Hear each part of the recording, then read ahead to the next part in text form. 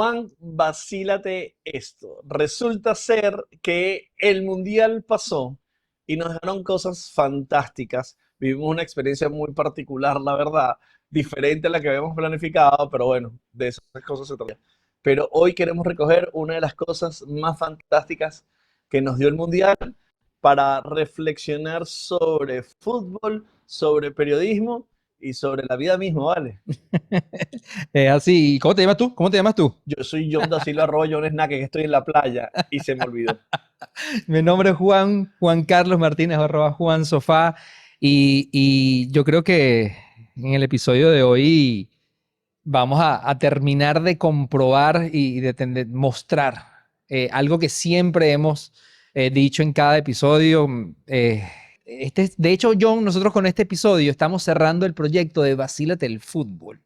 Y dentro del marco de Vacílate esto, siempre hemos hablado de la importancia de la consistencia, del seguir, del insistir, de que obviamente los grandes logros no llegan de un día para otro, del esfuerzo, de la constancia. Y qué mejor manera de cerrar este ciclo de Vacílate el Fútbol. Y yo me voy a permitir tutearlo, porque ya hoy vamos a conversar con el querido Manu. Manu Gutiérrez, bienvenido a Vacílate esto, hermano. Qué privilegio tenerte con nosotros. No, encantado con la invitación, John, Juan. Para mí siempre es un placer hablar con paisanos, con productos venezolanos y encantado de estar aquí con ustedes. Mira, Johncito, yo antes de ¿Sabes, Juan? empezar, yo quería tomarme unos segundos. Primero, Manu, para no solamente agradecerte el tiempo que nos estás dedicando a nosotros, sino el tiempo que les has dedicado a la cantidad de creadores de contenido, medios, porque no solamente mucha gente está impactada con tu historia, con tus logros, hay mucha gente conmovida por lo que has logrado. Y yo esta semana se lo decía al equipo, ver la cantidad de entrevistas que estás haciendo y con la humanidad y con la pasión que lo estás haciendo, así como se ve en tus entrevistas y cuando hablas con un deportista inmenso como Messi, se ve igual cuando estás hablando de tu experiencia en el Mundial con un creador de contenido o un medio venezolano o un medio argentino. Entonces, agradecerte esa humanidad desde el lado periodístico, pero también desde el lado de creador de contenido y desde el lado humano. O sea que muchísimas gracias, Manu, por lo que estás haciendo. No, la verdad es que es mi vocación, mi pasión, comunicar los medios y lo hago con todo el amor del mundo, todo el cariño y todo el agradecimiento porque siento que soy un privilegiado por todo lo que viví y por todo lo que he vivido a lo largo de mi vida. Si algo me dejó el mundial, fue un mensaje muy claro de parte de Dios, que todo tiene un propósito. Muchas veces durante el camino no lo entendí y cuando terminó el mundial fue como el cierre del círculo para mí. Muchas cosas hicieron clic y yo encantado de contar todo lo que hemos vivido y todo lo que Dios hizo por nosotros en este mes que ya pasó. O sea, es que cuando nosotros, la verdad que tuvimos la oportunidad de ver tu trabajo en los primeros momentos, en donde todavía no había sucedido las grandes entrevistas que te mostraron al mundo. Y comentamos en el equipo interno, oye, qué interesante lo que está haciendo este hispana, por el contenido, lo que estabas preguntando, lo que estabas reflexionando, porque había una buena combinación de la intervención de la pregunta periodística, pero también con la posibilidad de estar allí. Y eso te lo comento porque nosotros estuvimos allí en el Mundial y es muy difícil, mano. Es muy difícil tener la claridad mental para entender todo lo que está pasando. Entonces, quiero destacar tu visual profesional para la pregunta, para la situación, para el contexto. Y ahí voy como para introducir el tema de lo que queremos hablar en este podcast es qué hay detrás antes del mundial, cómo te preparas para ese evento. Tú dices, ok, ya voy al mundial, ya tengo la acreditación, vamos a abordar muchas cosas, pero ¿cómo me preparo para qué cosas? Sí, en mi caso fue una preparación muy natural porque como les acabo de comentar, es una pasión que está en mí desde muy pequeño. Entonces no les puedo decir que fue una preparación, digamos, a semanas del mundial o un mes del mundial, sino que yo todo el año Estoy, estoy viendo fútbol, trato de ver la mayor cantidad de ligas posible, Premier League, Liga de España, Italiana, Bundesliga. Entonces, constantemente yo diría que es una preparación entre comillas, pero al mismo tiempo es un disfrute personal, ¿no? Entonces, creo que eso me ha ayudado y bueno, por mucho tiempo yo lo he comentado, estuve en búsqueda de esa oportunidad, ¿no? En un medio, digamos, eh, con jerarquía y mi misión era ese, ¿no? Yo tengo que llegar a un medio, tengo que trabajar en una estación para yo ganar experiencia y yo estaba empeñado en eso. Sin embargo, a veces los planes de Dios son mejores que los sueños de uno y eso es lo que no entendemos muchas veces. Y yo hoy doy gracias a Dios que esas puertas, esos sueños que yo tenía, no se dieron. Porque yo estoy seguro que si yo hubiese llegado a una estación tradicional de un medio de comunicación, seguramente no me hubiesen mandado al terreno en la Copa del Mundo, hubiesen Seguro, mandado a otro, seguro. alguien con más experiencia, porque yo tengo solamente 5 años de graduado como tal.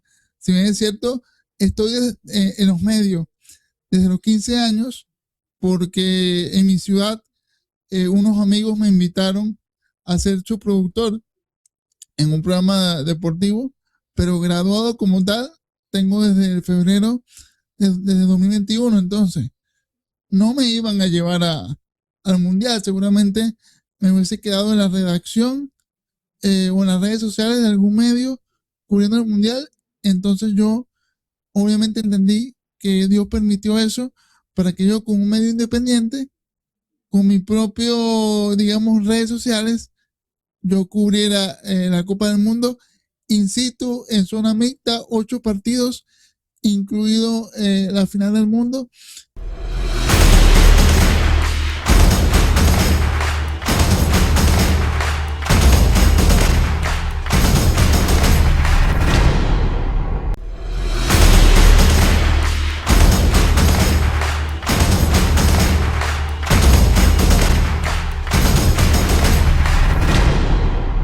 Pero lo que les comento, la preparación fue algo natural de hace muchos años y obviamente también hay que decir que en cuanto a la zona mixta, desde que termina el partido hasta que salen los jugadores por esa área, transcurren 2 horas. Entonces yo lo que trato es aprovechar ese tiempo al máximo, repaso el partido en mi cabeza y hago una selección de jugadores de los cuales yo considero que fueron los mejores del partido e intento detener a esos jugadores y ya tengo una pregunta más o menos pensada para cada uno de ellos, porque si yo llego a esa zona mixta intentando improvisar, pues me voy a caer en blanco porque no tenemos la certeza si ese jugador se va a detener o no. Entonces trato de tener planes de contingencia, digamos. Manu, dándole como, siguiendo esa línea de pensamiento que comentas, de que sin duda alguna es la constancia de tu trabajo que es lo que te ha permitido llegar a donde estás y tener las oportunidades que además se están materializando mucho en este mundial. Yo voy a hacer una Manu, yo voy a hacer una Manu. Es decir, yo de todas esas preguntas que tú hiciste y tantos momentos increíbles que nos regalaste durante este mundial, hay un clip que a mí me encanta y además hay una respuesta que es cuando tú le preguntas a Scaloni la correlación que hay, literalmente, voy a utilizar tus palabras, esa correlación que hay entre la altura y la distancia recorrida, cómo está generando impacto y presión en el equipo. Y la respuesta de Scaloni es fantástica, porque cuando dice, me mataste, ese momento maravilloso, porque además es una pregunta muy, muy inteligente. Y cuando yo volví a ver ese clip esta mañana, yo decía, yo le voy a tirar esa misma pregunta a mano, porque estamos hablando de altura y estamos hablando de distancia. Algo que es evidente en tu carrera, la distancia que has logrado, la altura del periodismo que representas. ¿Cómo estás manejando, Manu, esa presión de ahora tener esa responsabilidad de tantos ojos puestos sobre ti? ¿Cómo manejas el fruto, o sea, en esta etapa donde estás recogiendo el fruto de tantos años trabajados? Bueno, trato de disfrutar cada momento, cada día, porque reconozco que este auge va a pasar, porque es normal en hechos, digamos, de viralidad, que tuvimos un pico muy alto en la Copa del Mundo. Pasé de prácticamente 0 seguidores, porque yo tengo que decir que un mes antes de la Copa del Mundo me cerraron la cuenta de Instagram, en la que yo tenía 12 años con ella, tenía 6.500 seguidores, eso para mí era un montón, y quedé en cero, y eso la verdad que me golpeó bastante, y de un momento a otro llegamos a los números que tenemos ahorita, pero reconozco que, digamos que ese alcance se va a ir estabilizando. Trato de disfrutar el momento, llevarlo con calma. Para mí los números no definen la identidad de una persona. Obviamente eh, agradezco que es una plataforma en lo que tengo más alcance, pero mientras más alcance, más responsabilidad también. Es una responsabilidad que uno tiene que manejar con esa audiencia que te sigue. Y bueno, yo lo que quiero sacar de todo esto es seguir visibilizando que hay comunicadores que quizás tengan algún tipo de limitación física, pero que eso no les impide poder dedicarse a esta profesión. Y por supuesto el tema de mi familia, ¿no? Para mí es un objetivo de vida poder recompensar de alguna manera todo ese esfuerzo que ellos han hecho por mí, porque si no fuera por mi familia, seguramente esto no hubiese sido posible, no solamente desde el ámbito profesional, sino personal, porque el camino fue un camino largo, con momentos de muchas curvas, muy rocoso, con muchos baches, y mi familia, mi mamá, mi papá siempre me sostuvieron los brazos y creyeron en mí, incluso cuando yo dudaba, porque yo la verdad que me cuestioné bastante la elección de esta carrera en algún punto. Yo estuve muy seguro de ser periodista durante mi adolescencia hasta los 20 años. Ya cuando empecé a ver ciertas cosas que no se me daban, además del tema de que yo tuve que irme del país, eso también fue un golpe bastante fuerte.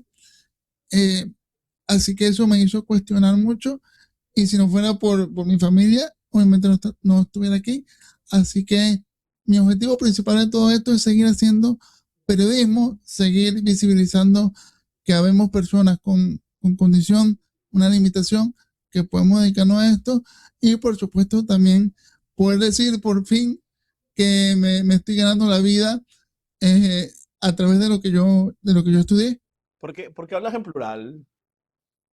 Que dices, nosotros logramos de estos seguidores, cuando es cuéntame por qué hablas en plural.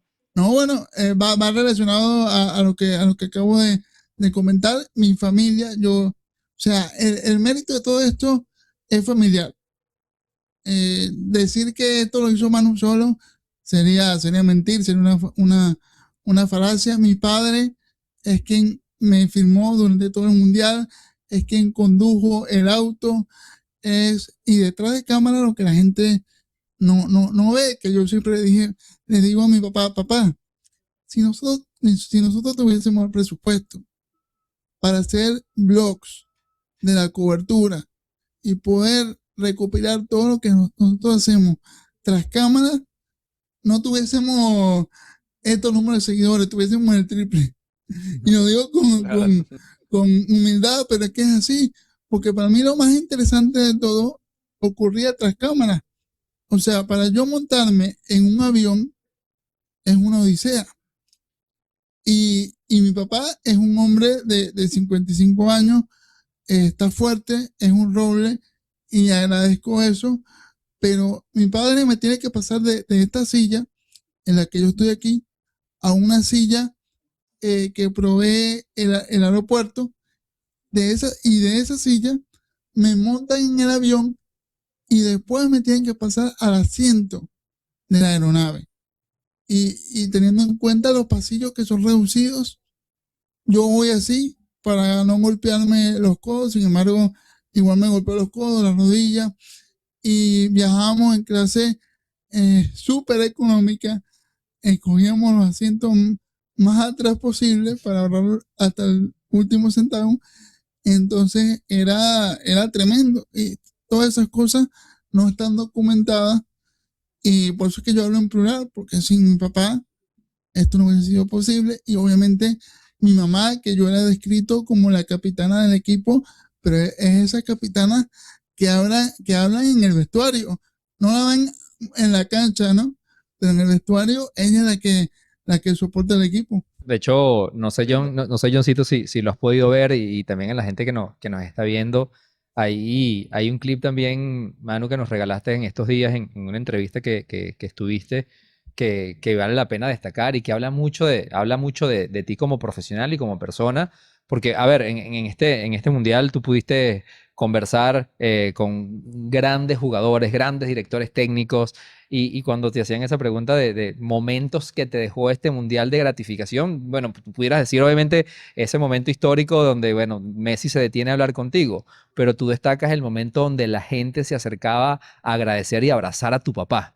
Y eso es algo muy, muy, muy bonito. O sea, cuando yo lo escuché, honestamente a mí pues sí, a ver, qué nivel de que es muy fácil decir en ese momento, bueno, cuando hablé con Scaloni, cuando hablé con Messi, pero decir ese momento en que la gente se acercó a abrazar a mi papá porque sabía que es el crew que me acompaña y Sí. habla mucho de tu humanidad y nuevamente quería destacar ese clip también.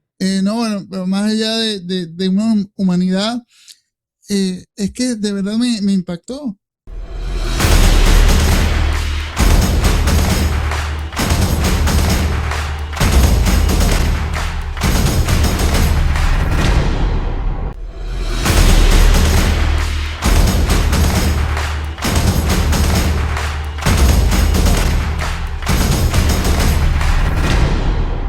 Porque yo como periodista, como persona, yo en mi mente hacía un checklist, ¿no? De las cosas que yo me pudiese esperar de esta cobertura del Mundial.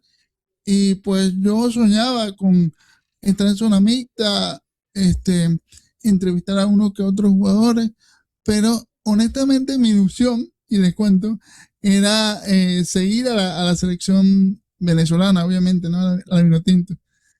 Eh, y cuando Venezuela se queda fuera, pues esa ilusión como que bajó un poco y lo vi desde otro punto de vista. Dije, no, bueno, vamos a cubrir el mundial, pero no vamos a tener la repercusión que yo pensaba, porque no vamos a tener esa público venezolano tan metido en el mundial y a lo mejor el color para llegarle a un aficionado de Argentina o de Colombia no me van a recibir de la misma manera, entonces va a ser más complicado. Pero bueno, vamos a cumplir el mundial para ponerlo en el currículo y así a lo mejor pueda conseguir más oportunidades en un futuro tras cubrir un mundial. Entonces, ¿qué es lo que me impacta a mí? Que yo llego al mundial y me encuentro que otros países, Argentina, Colombia, Brasil, no lo menciono mucho porque obviamente es otro idioma, pero Brasil nos apoyó demasiado también en las redes sociales. Encontrarme ese cariño de parte de otras naciones a mí me impactó mucho. Y un momento en específico fue cuando yo estaba en la previa de la Argentina a Inglaterra, estaba entrevistando a varias gente a las afueras del estadio y se acerca un señor con la gorra de Nepal y me dice, yo te sigo desde Nepal y tu contenido nos ha impactado muchísimo. Y viene y después se le acerca a mi papá y le da un abrazo y le dice, yo de verdad que estoy conmovido por tu esfuerzo, por tu trabajo, te admiro como padre y a mí eso me impactó porque nadie podía tener eso en la quiniela que yo hice previo al mundial, que alguien de Nepal nos estuviera viendo y que de paso le dijera esas palabras a mi padre. Para mí eso vale más que cualquier cosa, porque él se lo merece por todo el esfuerzo que ha hecho no solamente por mí en la cobertura, no estoy hablando ahorita del mundial, sino por nuestra familia. O sea, tenemos 10 años en Estados Unidos y he sido testigo de todo lo que ha hecho mi papá para que estemos mejor como familia y bueno, se lo merece. Qué rico escuchar el cariño con el que hablas de él. Tal vez debimos haberlo entrevistado a él entonces mejor, yo creo. No, Seguramente, sí, sí. sí. segura- Sin seguramente, duda. Sabes que sí, el trabajo que comentabas, el detrás de escena de todo lo que pasaba hubiera sido material espectacular para compartir. Y eso Sí, me hace querer llegar al territorio más del periodista, ¿no? Sabes que nosotros de alguna manera, te comentaba al principio que queríamos hablar con, o sea, te vimos desde muy temprano y queríamos hablar contigo desde muy temprano, pero bueno, se dio como se dio y obviamente ya vimos una masa de entrevistas tuyas en los medios, lo cual genera mucho reto, porque tú dices, bueno, ¿cómo hacemos esta conversación que sea de alguna forma algo distinta de las preguntas que sí. ya has tenido que responder reiterativamente, incluso algunas de lo que estamos hablando acá? Y eso me hizo pensar algo que no sé si tiene sentido, mano, que quiero que me ayudes a ver, que es, ¿qué le preguntaría Manu si tuviera que entrevistar a Manu? Oh, tremenda pregunta que nunca me la he planteado. A ver, ahí me agarraste porque no la tenía pensada. No, se salió el guión, ¿viste? Yo le preguntaría a Manu cuál es el motor de su vida, ¿no? Debido a que obviamente no es común para un periodista en silla de ruedas hacer la cobertura que se hizo, no solamente desde el punto de vista, digamos, de entrevistar a figuras o que tuve la oportunidad de hablar con las máximas estrellas del fútbol, sino todo lo que involucra una cobertura de este tipo, que llegué 4 horas antes de los partidos, me fui 4 o 5 horas después, viajé por 3 ciudades, tomé diferentes vuelos de avión, vuelos de carretera, etcétera. Cuando simplemente me pude haber conformado con cubrir los partidos, aprovechar la credencial y ver los partidos gratis y tal vez grabar un video antes y uno después de cada encuentro. Entonces yo le preguntaría cuál fue el motor que impulsó ese sueño de esa manera. Y pues yo respondería también que el motor se compone por 3 piezas fundamentales. Primero, Dios, porque sin la paz que Dios me dio en mi corazón a temprana edad, no hubiese tenido, digamos, las ganas ni la motivación de perseguir un propósito en mi vida. Segundo, el apoyo de mi familia por todo lo que hemos comentado. Y tercero, la pasión que tengo por el fútbol, por el deporte y por el periodismo. Creo que lo más importante en todo este camino para mí ha sido que en algún punto entendí, ¿no? Que porque yo además de todo lo que ustedes ven desde el punto de vista profesional, hay un mano que pasó por 5 operaciones, ¿no? Yo pasé por 5 operaciones porque los médicos desde muy pequeño, tenía yo 9, 10 años, dijeron, no, tu condición es parálisis motriz espástica y creemos que te podemos mejorar la calidad de vida. Y a los 9 años me sometieron a una operación que en aquel momento se llamaba Shark Attack, ¿no? Ataque de tiburón. Así que ustedes se ponen a imaginar. Fue una intervención pero que conlleva 11 cirugías en esa sola intervención para un niño de 9 años. Y bueno, Claro. la verdad que eso fue fuerte para mí, porque yo le debo decir que antes de esa intervención yo era más independiente de lo que soy ahorita. Yo tenía más movilidad, yo me podía trasladar a mi manera, y después de esa operación la verdad que fue otro mano en cuanto a lo físico. Pero sin embargo, eh, mi fe, a pesar de que yo era muy pequeño, mis padres siempre me hablaron de la Biblia, de Dios, y esa fue la verdad que yo admiro a ese niño, más que hermano de ahorita, profesional, periodista. Yo admiro a ese niño porque yo fui muy feliz en mi niñez. Si ustedes me preguntan, ¿qué etapa te gustaría volver a vivir de tu vida? Yo diría que la de ese niño, porque nunca fui más feliz que en esa etapa, a pesar de esas operaciones. Y de hecho, en esa operación salió mal porque supuestamente iban a hacer una cirugía que iba a evitar que mis caderas se salieran, ¿no? Porque supuestamente mi condición hacía que con el paso del tiempo el fémur se iba rotando hacia afuera, provocando que se saliera de la cadena. Igualmente, el fémur izquierdo en esa operación se salió. Y desde que yo salí del pabellón, fue un dolor inhumano, que no pude dormir por días. Mi familia no podía dormir. Y lo peor de todo es que no daban qué pasaba, ¿no? Y yo pasé mucho tiempo así. Sin embargo, ese niño no perdió la sonrisa. Y si algo a mí me motivó en todo eso, fue cumplir el sueño de ese niño, porque ese niño soñaba no con ser periodista, sino con jugar al fútbol. Pero se dio cuenta que el mecanismo más cercano que tenía a estar en una cancha era el periodismo. Entonces, yo siempre que estuve en los partidos, que estuve en una zona mixta, me acordaba de ese niño que sufrió mucho físicamente, pero que anímicamente siempre mantuvo una fe, siempre mantuvo una alegría.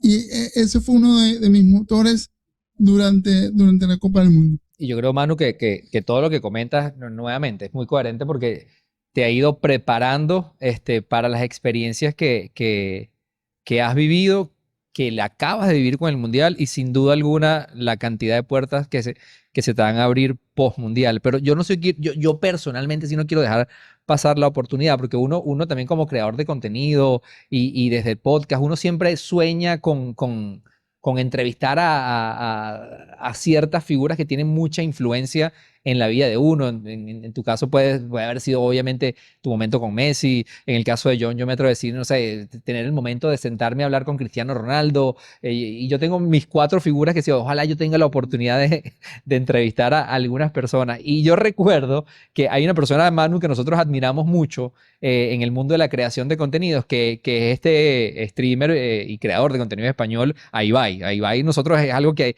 admiramos muchísimo. Y John tuvo la oportunidad en la primera velada, John, si no mal no recuerdo, el final En la primera Kings League. en la primera Kings League, en el cierre que se fue allá en el Camp Nou, John estuvo presencialmente y John pudo estar en el campo.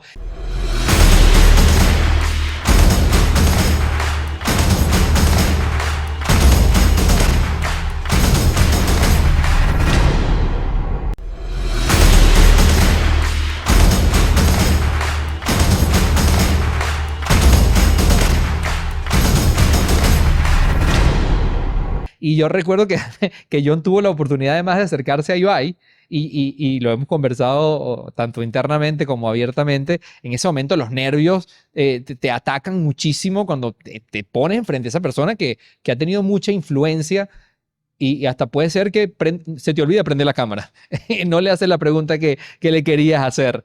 ¿Cómo? Porque no quiero que me pase cuando yo vaya a entrevistar a Casey Neistat, que eso me va a pasar algún día, que es un creador de contenido que yo admiro muchísimo. ¿Cómo te preparas, Marco, en ese momento? ¿Cómo no te quiebras? ¿Y cómo controlas el sudor de las manos, el del estómago? Tantas preguntas que le quieres hacer a nivel, porque nuevamente no son grandes estrellas, para uno son ídolos, son personas que han tenido influencia en la carrera de uno y uno tiene 20 segundos para hacerle una pregunta. ¿Cómo la seleccionas? Cuando yo vaya a entrevistar a Casey, ¿qué le digo? ¿Cómo pasa? ¿Cómo seleccionas esa pregunta? Bueno, el proceso de las preguntas, yo lo aprovechaba al máximo esas 2 horas que tenía entre que se acabó el partido hasta que salían los jugadores por zona mixta. Aún así, me pasó que yo preparaba las preguntas y en el momento que pasara el jugador que quería entrevistar, se me olvidaba. Sí, la verdad que eso es fastidioso porque yo prefiero, es lo que yo decía, no digo que es lo que haya que hacer. Yo dejaba que pasara el jugador antes que pararlo y quedarme en blanco. No me gustaba eso. Claro. O improvisarlo en el momento, así que yo dejaba pasar al jugador, no le pedía la entrevista. Ahora, con Messi, yo creo que ayudó mucho ese control de nervios. La primera entrevista que yo le hice a él, que fue en un amistoso antes del Mundial en Alabama, que fue un partido de Argentina-Islandia, que ya me contaba mucho en otras entrevistas, todo el caos que fue esa nota. Pero yo al ver esa humanidad de Messi, que fue él el que propició la entrevista, porque si no hubiese sido por su gesto de separar, de apartar a la gente para que yo lo entrevistara, no hubiese sido posible. Me dio mucha más confianza para las siguientes entrevistas. Él hizo que las entrevistas que le efectué durante la Copa del Mundo las tomara desde otra perspectiva, y por eso fue que la primera entrevista durante el Mundial, la segunda en general, yo le digo, me mentiste. Porque es que Messi está muy acostumbrado a que lo adulen bastante, ¿no? De parte de la prensa, cosa que se lo merece, porque para mí es el mejor jugador de la historia y como ser humano es espectacular, pero él también a eso lo intimida. Yo vi que eso, el exceso de elogios o un trato, digamos, especial a Messi, como que a él mismo lo intimida. Entonces, yo por eso decidí romper el hielo y decirle, me mentiste, y yo vi la sorpresa de él en su cara. Vi que como que se impactó, no se esperaba que yo abriese con esa frase la entrevista, y eso a mí también me ayudó a aligerar un poquito los nervios. Cuando yo después vi la sonrisa de él, después de esa frase, pues me hizo mucho más fácil la entrevista, y durante la Copa del Mundo fue la verdad que muy cercano, y no pensaba después en los nervios. Me daba más nervios, honestamente, que me quedara yo sin una pregunta, que me quedara en blanco, y siempre me concentraba en poder modular bien. Si estoy sincero, eso es lo que me causa a mí más nervios de todo, porque reconozco que mi condición, digamos, física, como les comenté, una parálisis motriz con espasticidad. La espasticidad hace que mis músculos se pongan más rígidos al momento de moverme, al momento de hablar o hacer cualquier acción, y yo la verdad que soy bastante exigente, y yo, si fuera por mí, yo me gustaría hablar perfecto, modular perfecto, y la verdad que me cuesta bastante escucharme, algo con lo que tuve que lidiar mucho tiempo de mi vida. Gracias a Dios lo he ido superando, y eso es lo que me generaba más nervios a mí, ¿no? De que me enredara, de que me trabara o tartamudeara. Mano, entendemos y te escuchamos muy bien. Así que creo que es algo que obviamente vive en ti, pero lo que estamos de este lado lo sentimos perfecto. Así que Gracias. tranquilo por allí. Gracias. Veo que tienes una licencia F de entrenador otorgado por US Soccer. ¿Esto lo hiciste por una visual de entrenador o para tener más skills como periodista para poder escribir las tácticas de los equipos? Eso lo hice durante el primer año que estuve aquí en Estados Unidos, que la verdad estaba buscando ver por dónde me puedo meter, qué hacía, y la verdad lo hice porque me gustaría algún día ser entrenador, o por lo menos sacarme ese título ahí, y uno no sabe lo que puede venir después, pero debido a que fue durante los primeros años, la verdad que nos costó bastante lo que era la adaptación, el tema económico, nos costó bastante, y eso es una licencia muy, muy inicial. Es el primer nivel que lo hice online, y los siguientes niveles tenía yo que viajar por varias partes de Estados Unidos, y pues no lo pude continuar, pero es algo que tengo de pendiente, un sueño que también tengo, que ojalá que a futuro, cuando tengamos un poco más de presupuesto, lo pueda terminar. Ahí hablas del tema es algo que has mencionado también del reto económico, ¿no? Y esto es algo normal también que a veces hemos conversado en diferentes episodios.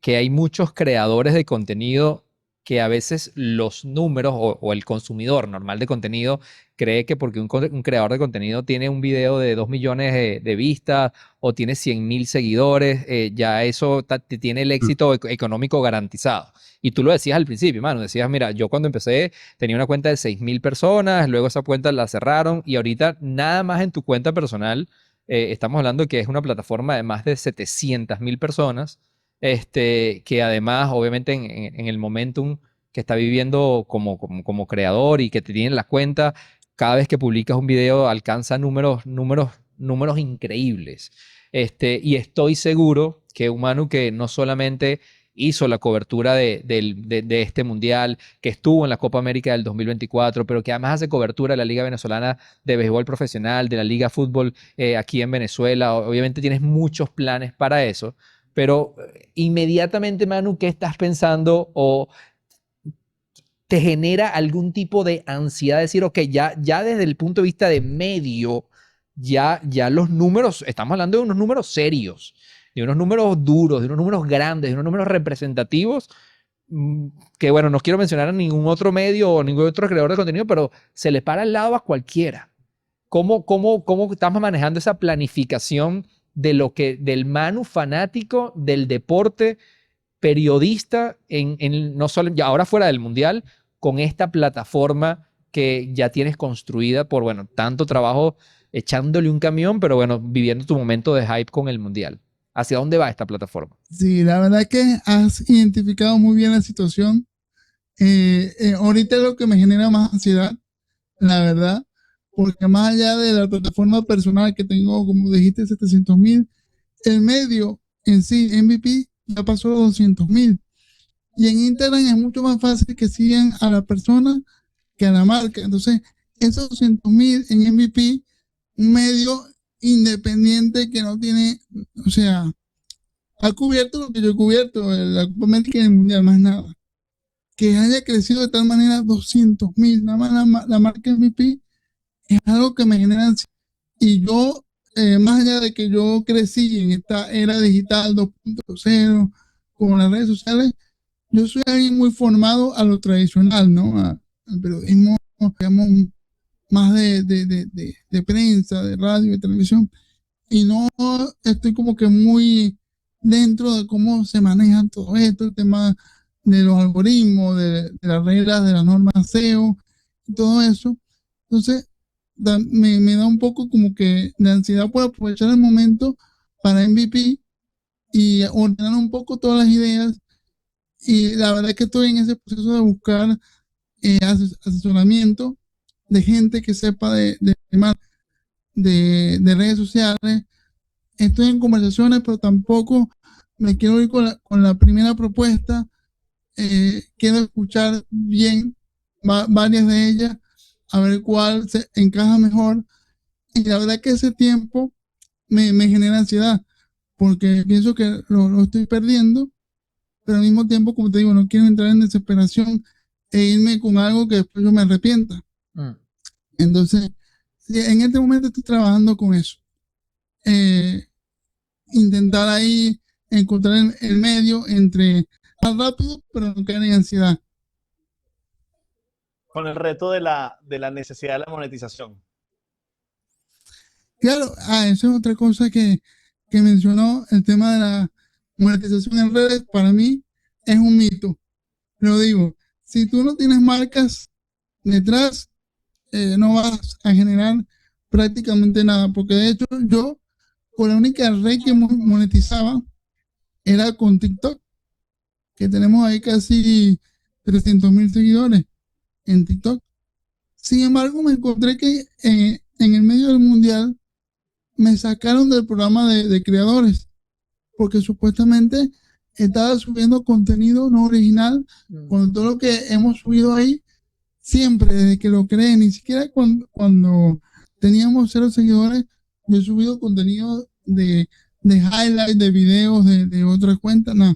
Siempre he subido videos de nosotros, míos, hablando a cámara, pero por el algoritmo de TikTok, que está controlado por una inteligencia artificial, detectó que por los textos que yo le ponía, eran textos como intentando cubrir o tapar una marca que pertenecía a otra cuenta y me sacaron del programa. Igualmente, aquí les cuento que lo máximo que llegué a cobrar por un video, que fue el de Messi, que estamos hablando de millones de visualizaciones y cientos de miles de likes, lo más que me pagaron por ese video fueron $140. Todos sabemos que para los venezolanos este mundial tuvo una pausa muy importante con todo lo que sucedió en Venezuela. Y esos días fueron muy duros en términos de todo lo que se vivió y los contenidos que rodaban por las redes sociales eran muy difíciles también, pero al mismo tiempo comenzó a surgir también la mejor versión de los venezolanos.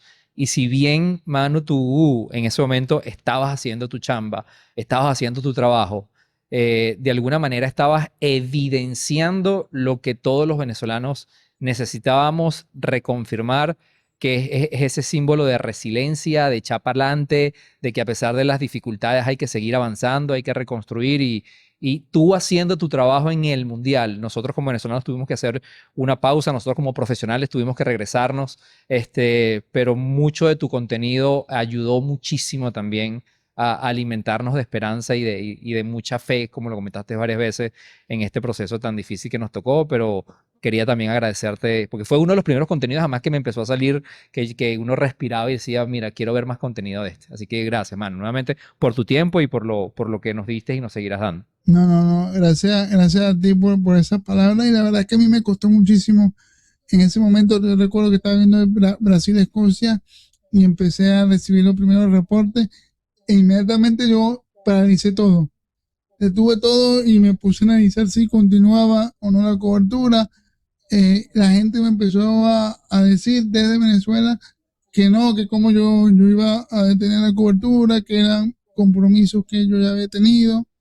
Y la verdad que esas palabras a mí me emocionaron mucho, porque a pesar de todo que se estaba viviendo en Venezuela, la gente lo entendió, y yo de alguna manera intenté también visibilizar toda la situación venezolana con esas declaraciones de James Rodríguez, que en una entrevista con nosotros llamó a la gente a que continuaran donando, a seguir ayudando a la causa venezolana, la de Jude Bellingham. Y la verdad es que yo admiro, esa es la palabra, a la gente en Venezuela, por esa capacidad de seguir de pie, seguir luchando, a pesar de todas las vicisitudes que han podido experimentar en los últimos años. Ahora una catástrofe natural, y aún así yo veía en medio de toda esa tragedia sonrisas, ¿no? Como la sonrisa de esa niña cuando la están rescatando. Y wow, esos son momentos que me conmovieron demasiado. Y nada, mi admiración total a mi pueblo venezolano. Y uno de mis sueños, o el principal, es poder regresar a Venezuela.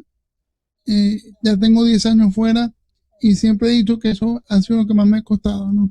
Esa transición, y la verdad que cada día extraño más mi tierra. Bello, mano. Esta es tu casa. Bienvenido siempre. Y ahora tienes una familia más grande que la que tenías antes. Y Falcón te espera. ¿Algún lugar de Falcón que quisieras ver? Bueno, Falcón, en las playas, Adícora, Chichiriviche, Villa Marina, yo la frecuentaba bastante. Yo viví en una zona muy humilde de Punto Fijo, se llama Punta Cardón. Obviamente me gustaría volver a ver a mi gente. Hay gente que ya no está, como mi abuela, que la perdí hace un par de años. Y bueno, pero siempre hay gente, siempre hay amigos que uno le gustaría volver a ver, y obviamente que es un sueño. Manu, por este lado, desde la península de Paria, en el estado Sucre, muchas gracias. Yo soy John da Silva, arroba Snacks. Nos vemos este domingo en Televen, 10 de la noche. Y vacílate en YouTube, Juan. Gracias, mano, aquí desde Caracas, porque hoy hicimos un episodio totalmente remoto y quisimos abrir el espacio para, obviamente, conversar contigo. Nuevamente, gracias por tu tiempo. Juan Carlos Martínez, arroba Juan Sofá en todas las redes. Y bueno, ya vayan todos a seguir a Manu y a MVP Sports. Muchas gracias, muchachos. Aquí tienen un amigo siempre dispuesto para lo que sea. Les mando un abrazo y